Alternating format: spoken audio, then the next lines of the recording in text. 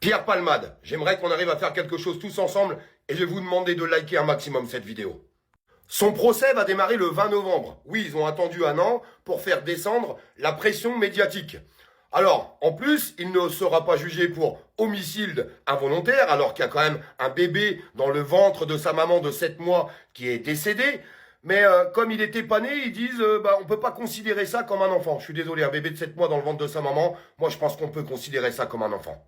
Donc il sera jugé pour blessure volontaire. Donc il a toutes ses chances de ne même pas aller en prison. Alors que, cette maman, elle a perdu son enfant. Ce mec roulait avec des stupéfiants dans le corps. On est bien d'accord avec ça. Et puis, le deuxième enfant, pendant que les médias essayent de raconter, mais il va très bien, il a aucune séquelle cet enfant. Ah bon ?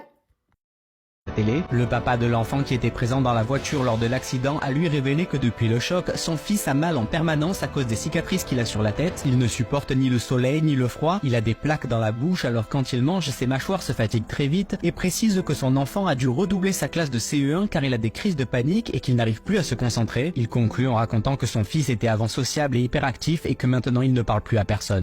Alors tous ensemble, faites voir que l'opinion publique est toujours là. Faites voir qu'on veut une condamnation exemplaire contre Pierre Palmade. Et on va voir la réponse de cette justice qui a attendu un an. Vous savez très bien comment il fonctionne pour essayer d'enterrer tout ça médiatiquement. Je compte sur vous, faites tourner cette vidéo.